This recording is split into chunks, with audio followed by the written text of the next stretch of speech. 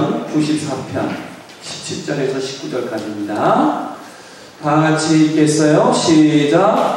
여호와께서 내게 도움이 되지 아니하셨다면 내 영혼이 벌써 침묵 속에 잠겼으리로다. 여호와여, 나의 말이 미끄러진다고 말할 때에 주의 인자하심이 나를 붙드셨사오며 내 속에 생각이 많을 때에 주의 위안이 내 영혼을 즐겁게 하시나이다. 아멘. 오늘 말씀에 18절에 보면 여호와여, 나의 말이 미끄러진다고 말할 때에 주의 인자하심이 나를 붙드셨사오며, 이 내용을 중심으로 나의 발이 미끄러진다고 말할 때에, 이러한 제목으로 함께 은혜를 나누기를 원합니다.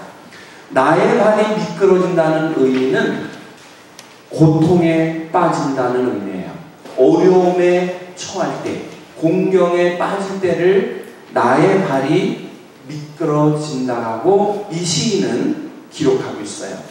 이 시편 94편은 저자가 미상이에요. 누가 썼는지 몰라요. 근데 그 내용은 고통 중에도 나를 안보하시고 나를 건져내시고 나의 힘이 되시는 주님께 감사하고 찬양하는 시를 썼다는 것입니다. 우리가 잘 알고 있는 철학자 중에 덴마크의 히에르 테고르라는 분이 있습니다. 이분은 이러한 말을 하고 있어요. 내가 고통한다. 그러므로 나는 존재한다. I suffer, therefore I am. 사람이 고통하기 때문에 존재한다는 것입니다. 사람이 생명을 갖고 있고 살아가는 한 근심 걱정이 없다면 그거는 사람이 살아있는 게 아니라는 거예요. 사람이 살아있다면 누구에게나 고통은 있기 마련, 근심이나 걱정이 있기 마련이라고 분명히 말을 하고 있습니다. 우리가 잘 알고 있는 미국의 벤자민 월필드라고 하는 분은 이런 말을 했어요. 인간이 고통을 받는 이유를 4가지를 말하고 있어요. 우리는 살아가면서 작은 것에서 큰 것까지 다양한 고통, 근심, 걱정에 빠질 때가 있습니다. 근데 이 신학자는 4가지의 경우를 통해서 고통을 맞이한다고 이야기를 합니다. 그 첫째는 개인의 죄 때문에 고통이 찾아온다는 것이죠. 다시 말해서 술, 담배를 너무 많이 하다가 병이 걸렸어. 그거는 남의 잘못이 아니죠. 내가 잘못해서 오는 고통, 개인의 죄 때문에 오는 고통. 그런가 하면 집단적인 죄악 때문에 오는 고통이에요. 나는 아무 상관없는데 갑자기 전쟁이 일어나가지고 집단적으로 피해를 입고 살상을 당하는 경우, 이게 바로 뭐예요? 집단적인 죄악으로 오는 고통이죠. 실수로 말미암는 고통이에요. 내가 교통신호를 위반하고 건너가다가 차에 부딪혀서 그만 사고를 당했어요. 이거는 내가 실수해서 얻어지는 고통. 불강력적인 고통이 또 있다고 했어요. 재해와 재난, 천재지변. 이거는 나와 상관없죠. 내가 막을 수도 없지요.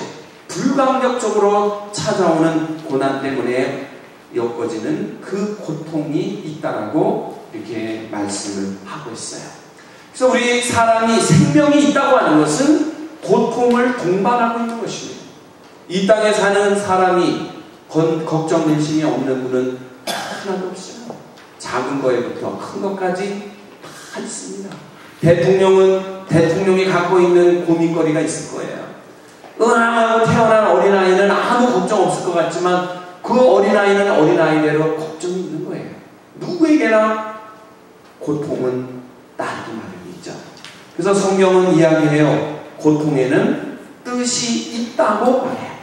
자, 이 앞에 있는 내용을 같이 한번 읽어볼까요? 시작. 고통에는 뜻이 있다. 그러나 하나님께서는 어떤 종류의 고통이든지 우리로 하여금 그 고통의 깊은 뜻과 의미를 깨닫게 하시고 합력하여 선을 이루게 하신다는 것이 성경이 가르치는 교훈입니다. 우리가 살아갈 때 고통은 다 있어요. 근데 그 고통에는 뜻이 있고 하나님께서는 고통을 통해서 선을 이루도록 도우신다고 이야기합니다. 아일랜드의 유명한 신학자 C.S. 루이스는 그래서 이러한 이야기를 하고 있습니다. 같이 읽겠습니다. 시작. 하나님께서는 우리가 평안하고 즐거울 때는 우리에게 귓속말로 말씀하시고 열심히 일할 때는 보통말로 말씀하시고 고통과 시련 중에서는 고함을 들려서 말씀을 깨닫게 하신다. 우리의 삶이 힘들고 어려울 때 하나님은 우리를 도우려고 해요. 작은 고통에는 귓속말로 위로하면서 우리를 인도하신다고 해요. 그러나 조금 더 중차대한 어려움을 겪을 때는 보통말로 우리를 이끌어 가신대요. 근데 너무나 힘들고 어려운 시련 때는 하나님께서 고함을 들려서라도 우리를 건져내시고 붙잡으신다는 거예요. 자녀를 키울 때 그런 경험이 있어요. 이제 아장아장 걸음마 하는 아이가 걷다가 꽈당 넘어질 때도 있죠. 어떤 때는 도저히 그 어린아이로는 넘어갈 수 없는 턱이 높은 곳을 가려고 하는 거예요. 부모님이 바라보고 있다가 처음에 한 걸음 두 걸음 뛸 때는 박수를 치고 이제 우리 아이가 돌이 가까우더니 이제 막 걷기 시작한다고 막 좋아하고 즐거워하는데 이 아이가요 꽉 넘어지는 순간 어떻게 돼요? 소리를 질러요. 그리고 뛰어가서 그 아이를 번쩍 끌어안죠. 또 이 아이가 밖에 나가서 이제 걷기 시작하다가 강아지가 멍멍대는데 못 모르고 갑니다. 잘못하면 물릴 수 있어요. 부모님은 고함을 질러요. 아야 가지마! 그래도 모르고 가. 이 아이는 그 순간에 이 부모님은 어떡하죠? 몸을 던져서 그 아이를 감싸요. 내가 비록 강아지한테 물리더라도 이 아이를 감싸는 그 부모님의 사랑, 보호의 본능이 바로 하나님이 우리를 향하신 사랑과 보호의 본능이라고 말씀을 하고 있습니다. 그렇기 때문에 우리는 고통이 오고 내 발이 미끄러져서 넘어지는 상황이 올 때 이것을 단순히 시련과 좌절로 받아들이는 것이 아니라 하나님이 주시는 뜻이 있다고 하는 것을 기억하고 거기서 영적인 각성을 일으킬 때 하나님께서는 내가 발이 미끄러진다고 할 때에도 나를 안전하게 도와준다고 약속을 하고 있습니다. 우리 실바 아카데미 어르신들 지금 어떠한 문제로 어려움을 겪고 있습니까? 질병으로 어려움을 겪나요? 아니면 자식이 속을 새기나요? 또 어떠한 자녀는 결혼했는데 행복하지 못해요. 늘 헤어지겠다고 싸워요. 그리고 시집간 딸이 맨날 집으로 쳐들어와요. 또 달래서 내보내요. 얼마 가지 않아서 또 가정의 불화가 와서 그 자식의 근심과 고통을 내가 짊어져야 되는 부모님들도 계세요. 손주 때문에도 걱정하지요. 물질 때문에도 걱정해요. 많은 일로 염려합니다. 그 염려하는 순간마다 하나님의 음성을 들으십시오. 하나님이 귓속말로 말할 때가 있어요. 보통말로 말할 때가 있어요. 고함을 들려서 우리에게 말씀하실 때가 있습니다. 우리는 내가 미끄러져 넘어지는 순간을 좌절과 스스로 무너지는 절망으로 받아들이지 마세요. 반드시 나를 건지시는 분이 있다는 것을 믿고 끝까지 그 손을 놓지 마십시오. 가끔 우리는 어린아이들 손을 잡고 야외를 나가죠. 사람이 많은 이런 놀이공원에 가요. 어쩌다가 이 아이의 손을 놓치면 그 순간부터 어떻게 돼요? 아이는 부모를 찾고 부모는 아이를 찾기 시작해요. 중요한 거는 부모는 절대로 손을 놓치지 않아요. 이 아이가 손을 놓을지언정 부모는 손을 놓치지 않는다는 것이에요. 하나님께서는 우리를 절대로 포기하지 않습니다. 오늘 본문 시편 94편은 이 세상에 너무 많은 모순 때문에 부르짖는 의인의 고통과 기도가 기록되어 있는 것을 볼 수가 있습니다. 우리의 삶 속에 어떠한 일들이 찾아오죠? 어떤 분은 사기를 당합니다. 기껏 2만 불 가지고 미국에 이민 와가지고 그거 하나 내가 마지막 의지하는 물질이에요. 그 2만 불을 다 간직하고 있는데 그거를 알고 아들의 친구가 찾아와서 사업을 시작했는데 죄송하지만 좀 돈을 빌려주실 수 있습니까? 아들까지 와가지고 간청을 해요. 아들까지. 저 친구 믿을 만한 친구인데 급전이 필요한데 어머니가 가지고 있는 돈을 좀 빌려주시죠. 아들이 와가지고 친구한테 빌려주라고 또 간청을 하니까 자기의 전부라고 믿었던 2만 불을 종이 한 장 물론 받았어요. 차용증을 받고 줬어요. 받아가고 끝이야. 갚을 생각 안 합니다. 가끔 나타나요. 언제 갚아요? 대답이 없어요. 형편이 되면 갚죠. 조금씩이라도 나눠서 갚아요. 지금 너무 어려워요. 조금 형편이 되면 조금씩이라도 갚아나가겠습니다. 그리고 세월은 1년, 2년, 3년 지나갔죠. 이제 참다 역정을 냅니다. 여기 차용증이 있는데 안 갚으면 어떻게 되는 거냐고. 맘대로 하세요. 그리고는 어깨 힘주고 할게 치고 돌아다니는 거예요. 한마디로 사기당했어. 그런가 하면 한국에서 많은 재산을 가져와가지고 사업에 투자했는데 10년이 못 가서 100만 불을 홀라당 날리고 사업에 망하는 분들이 많이 있죠. 사업에 실패. 건강을 자신했던 분이 어느 날 불크덕 쓰러져서 병원 신세를 지면서 질병으로 고통받는 분. 결혼을 했는데 화목이 없어요. 이혼은 못하겠고 등 돌리고 사는 지옥과 같은 인생을 사는 결혼에 실패한 분들이 많아요. 세상을 바라볼 때 늘 신문기사에 나오는 게 뭐예요? 고위직에 있는 사람들의 부정부패, 도덕적인 타락이 계속 나와요. 이런 것을 볼 때마다 우리 마음에 큰 고통이 따라와요. 그리고 기도하게 됐죠. 이렇게 시편 94편은 어려움과 또한 모순 속에 있는 현실을 보면서 안타깝게 부르짖는 기도의 소리가 기록되어 있어요.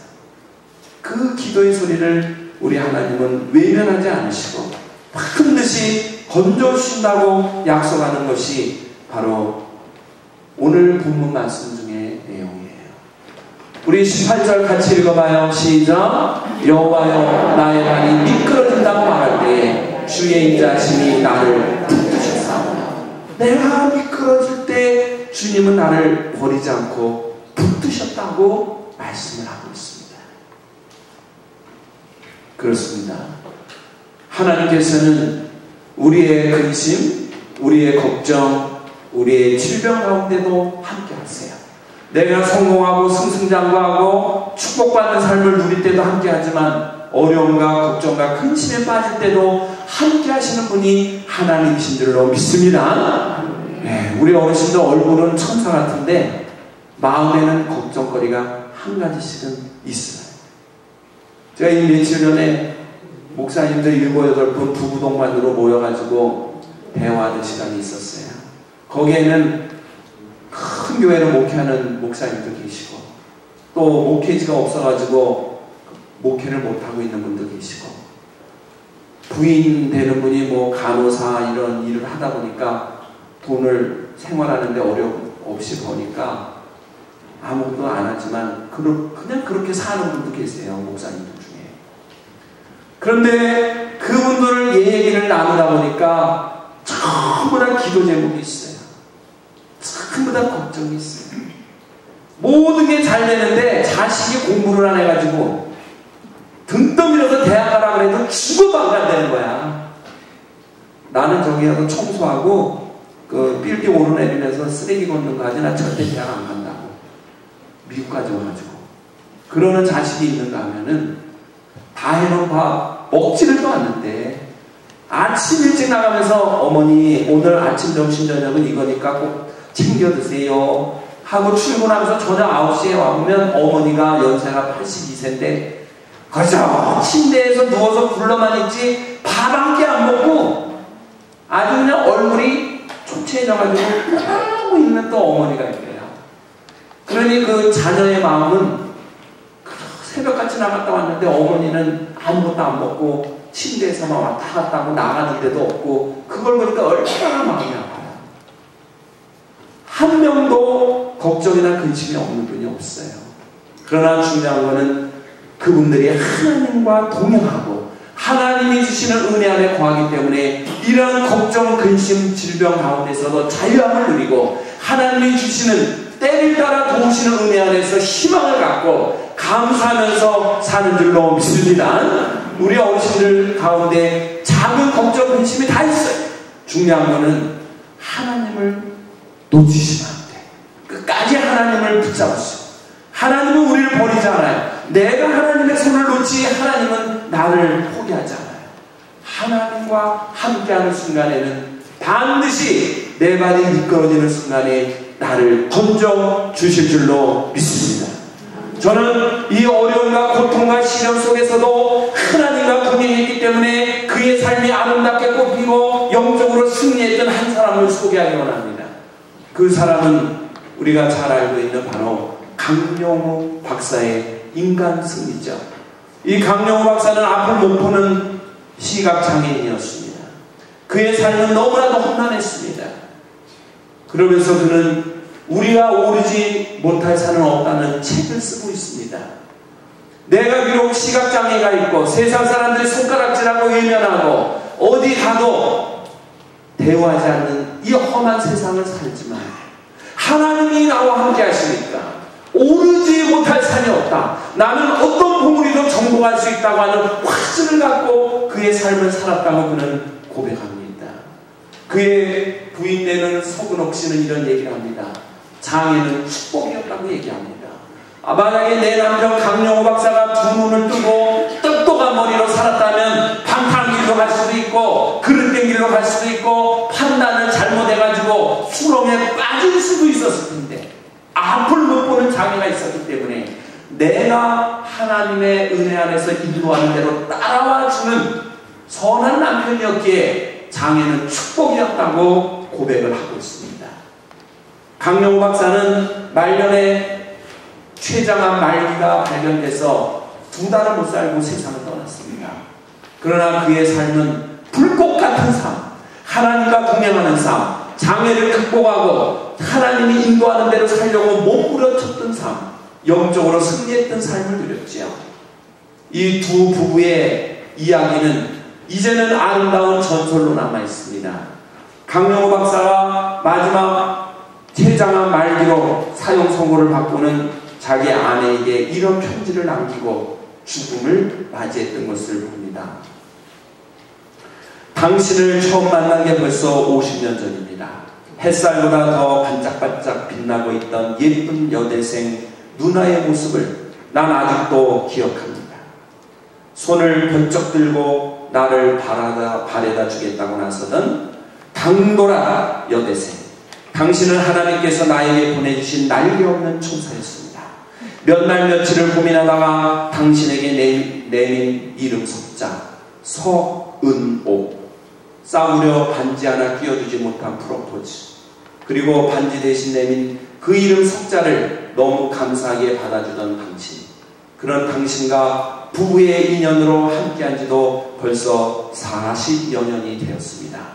앞으로 함께할 날이 얼마 남지 않은 이 순간에 나의 가슴을 가득 채우는 것은 당신을 향한 감사함과 미안함입니다.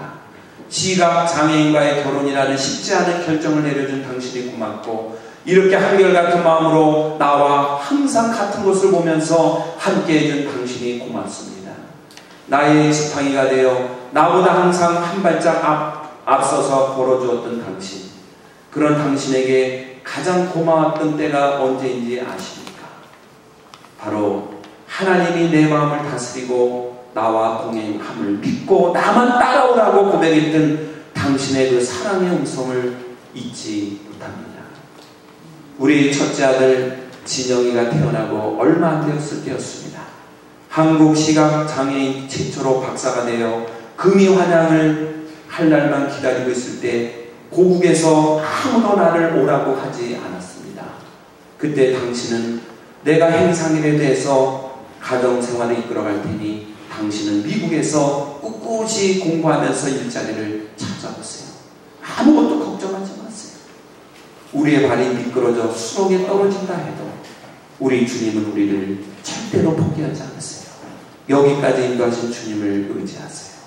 그리고 나만 믿고 따라오세요. 이렇게 나에게 용기를 줬던 사랑하는 당신, 이제 나는 당신 곁을 떠나기 앞서 고맙다는 말로 이 글을 남깁니다. 강영호 박사는 마지막 숨을 거두기 전 2달 전 아내에게 이런 글을 남겼어요. 비록 그의 인생은 험한 길이었어요. 마지막에 암투병이 쉽지 않았던 고난의 길이었죠. 그는 마지막에 15만 불이라고 하는 거금을 사회에다 헌금을 하고 조용히 하나님 나라로 갔습니다. 여러분, 강영호 박사의 인간 승리는 어디에서 올까요? 물론 좋은 아내를 만났기 때문이에요. 그러나 그 좋은 아내는 하나님을 잘 믿는 실실한 분이었어요. 하나님이 인도하는 대로 남편을 인도했어요. 앞 못 보는 남편의 지팡이가 됐어요. 앞길에 등불이 되어줬던 그 아내의 희생과 헌신이 인간 승리로 만들어낸 장벽을 넘는 훌륭한 삶을 우리에게 남기게 된 것을 볼 수가 있습니다. 그는 이야기합니다. 내 안에서 성공을 찾으라고 말합니다. 남에게 의지하지 말라. 남의 도움만을 받지 말라. 내 안에 함께 하시는 하나님과 동행한다면 내 안에 성공이 있다고 그는 얘기해요. 우리는 하나님으로 만족해야 될 줄로 믿습니다. 하나님이 나와 함께 한다는 그 사실이 복이에요. 그 사실이 이미 성공이에요. 그 사실이 벌써 영적으로 승리하는 축복이에요. 이거를 우리는 깨닫지 못해요. 하나님이 나와 함께 한다는 사실은 잊어버리고 항상 우리는 다른 쪽에 눈을 돌려요. 조금 몸이 아프면 아들, 딸한테 전화 걸어요. 새벽 2시든 밤 10시든 이놈아, 엄마가 아파 빨리 와라. 이놈아 빨리 와라. 내가 지금 기름 잃고 방황한다. 전화 통화 붙잖아요. 전화 통화. 내 안에 하나님이 계시다는 것을 우리는 순간순간 잊어버려요. 강영호 박사는 얘기하지요. 내 안에서 성공을 찾으라는 거예요. 하나님께서 내 안에 있다고 존재한다고 믿는다면 그분이 주시는 은혜 안에서 용기를 갖고 그 안에 성공이 있고 축복이 있음을 믿고 나아가는 것이에요. 그들의 단란한 가족의 모습은 모든 이들에게 귀감이 되고 있어요. 두 아들 중에 첫째 아들은 아버지와 같이 앞을 못 보는 사람들의 눈을 뜨게 하겠다고 안과 의사가 돼요. 둘째 아들은 아버지같이 장애를 겪는 사람들이 어려움을 당할 때 변호하겠다고 변호사가 돼요. 두 아들 중에 하나는 의사가, 하나는 변호사가 돼요. 첫째 아들은 안과 의사가 돼서 미국이 뽑은 100대 의사, 100명 의사의 이름에 올라가는 명의가 됐어요. 막내 아들은 변호사가 되어서 지금 백악관에 오바마 대통령 법률 특별 보좌관으로 들어갔어요. 백악관에서 일을 해요. 훌륭한 아들, 훌륭한 며느리. 하나님이 함께 하신 그 가정은 항상 작은 천국이었다고 고백하죠. 그 첫째 아들은 자기가 대학교 들어갈 때 에세이를 썼는데 이런 글을 썼어요.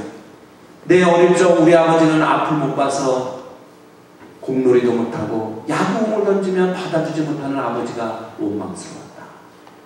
그러나 아버지는 밤마다 내가 잠자리에 들을 때 불을 끄고 나에게 꿈속에서 날개를 달고 날아가는 소망을 심어줬다. 아버지는 밤마다 나에게 귓속말로 이런 이야기를 했어요.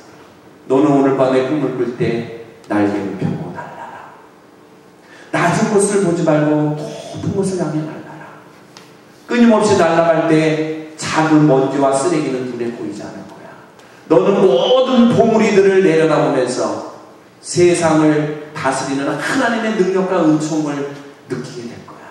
너는 높이 날고 멀리 보고 꿈을 갖고 살아야 돼.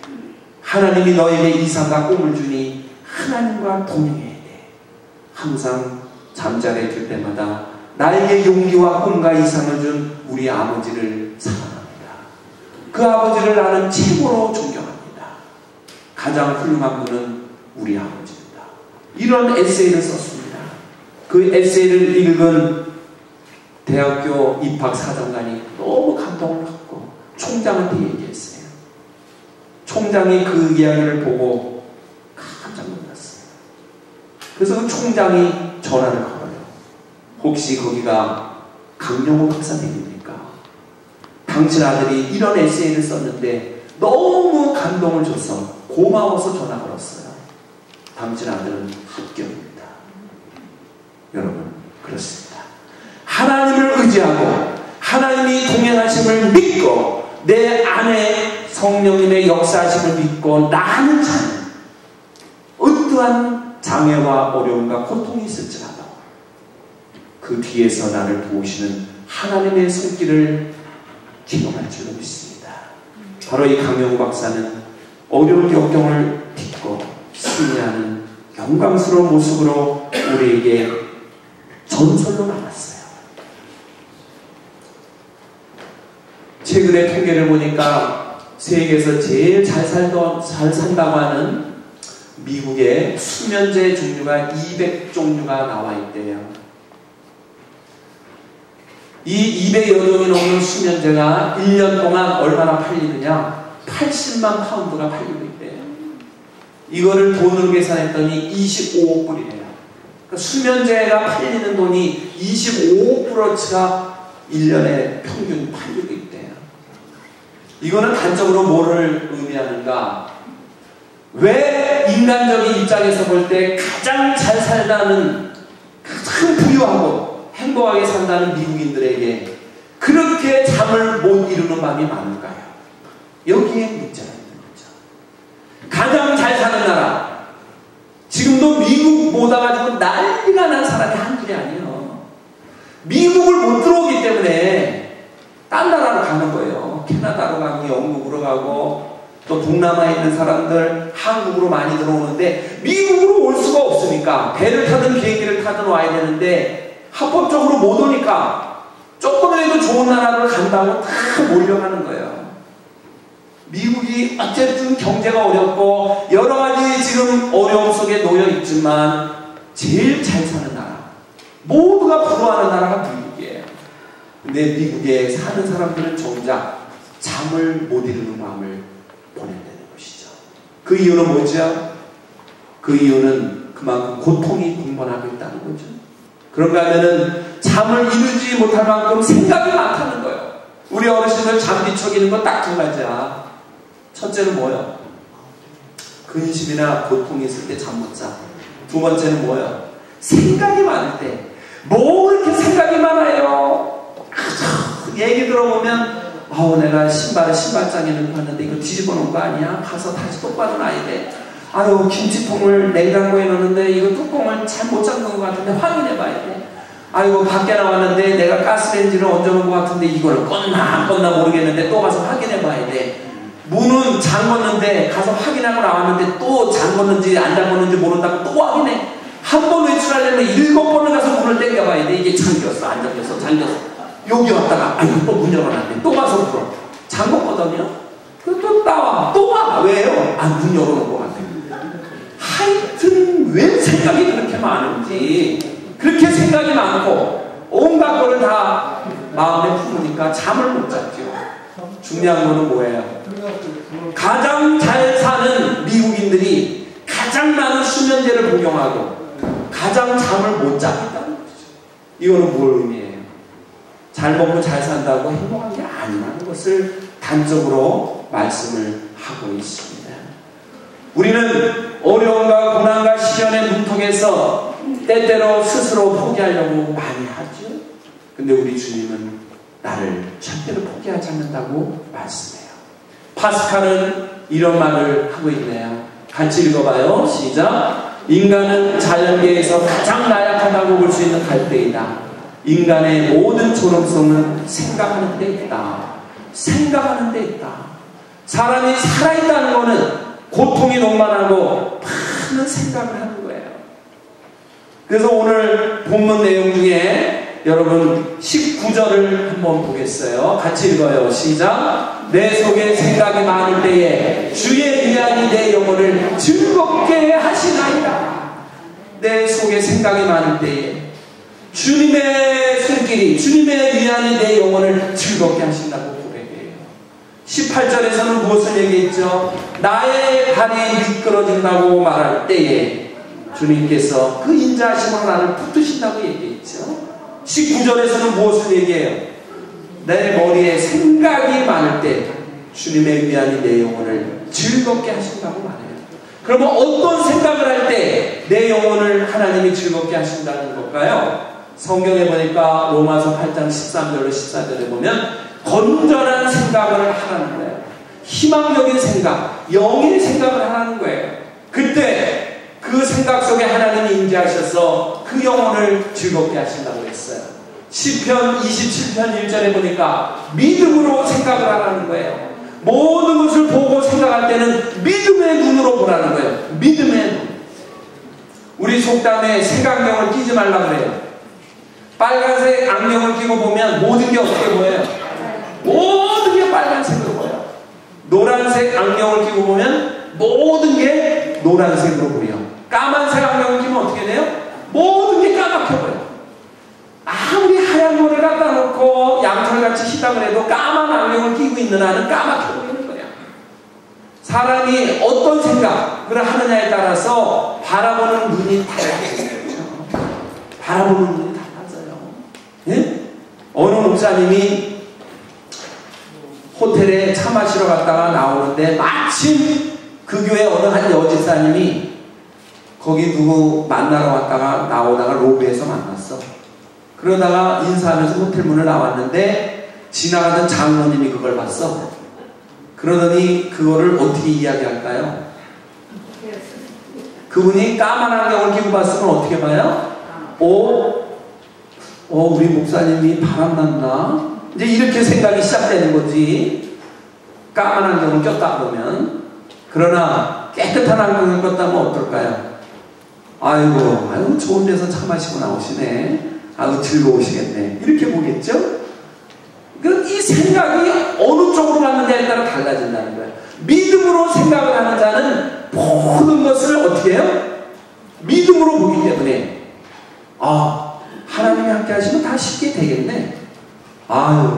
저렇게 밝은 모습은 하나님이 마음에 기쁨을 주시는구나. 모든 것이 믿음으로 보게 되는 거예요. 이 믿음으로 하는 생각을 많이 할 때 하나님께서 우리 영혼을 즐겁게 하신다고 이야기하는 거예요. 그런가 하면 건전한 생각은 기도로 열매를 맺는다고 합니다. 에베소서 3장 20절 이하에 보면 우리가 건전한 생각으로 기도할 때 하나님이 함께해서 그 열매를 맺게 해주신다는 거예요. 결혼한 지 15년 된 어느 아내의 고백이에요. 내 남편이 교회 다닌다고 해서 결혼했는데 신혼여행 갔다 오자마자 교회를 안 간대. 아니 결혼하면은 교회 다닌다고 약속을 해서 결혼했는데 왜 교회 안 가? 그랬더니 결혼하려고 그랬지. 결혼하려고 교회 다니려고 그랬지. 그러니까 교회를 다니면서 결혼해야 정상인데 한 사람 교회 안 다니면 한 사람만 다니는데 결혼하면 교회 갈래기 오르고 결혼하는 게 이게 함정이야, 함정. 그래가지고 결혼하고 15년 동안 남편을 교회로 인도하려고 하는데 교회는 죽어도 안 간다니까 주일만 되면은 마음이 상해. 마음이 상해. 남편은 어디 가는지 없어져 벌써. 부인 혼자 교회를 가야 돼. 어느 날 이 이 부인이 찾아옵니다. 이 남편의 신발 2짝을 들고 교회 가요. 신발 2짝을 들고. 그래가지고 금요일날 저녁에 기도해야 하는데 안에 신발 2짝을 앞에 강대상 앞에 딱 갖다 놓고 목사님 기도해 주십시오. 이 신발짝을 신고 일로 오도록 기도해 주십시오. 신발짝을 갖다 놓고 기도하는 거예요. 주여, 이 집사님의 남편 김모모 씨를 이 신발을 신고 이 교회에 나오시는 변화를 주세요. 계속 기도하는 거예요. 믿음으로 기도하는 거예요. 기도. 술집 가고 유흥가 가고 싸돌아다니다가 막 안 들어올 때도 있고 맨날 술 취해가지고 그냥 헛소리 하면서 들어오고 이러는 남편을 위해서 바가지 긁고 싸운 게 아니고 기도하는 거예요. 기도. 뭘 놓고? 신발 한 칸에 갖다 놓고. 그런데 기적이 일어났대요. 어느 날 수요일 아침이 됐는데 여보 오늘 수요일 저녁 예배 나 교회 가고 싶어 그러더래요.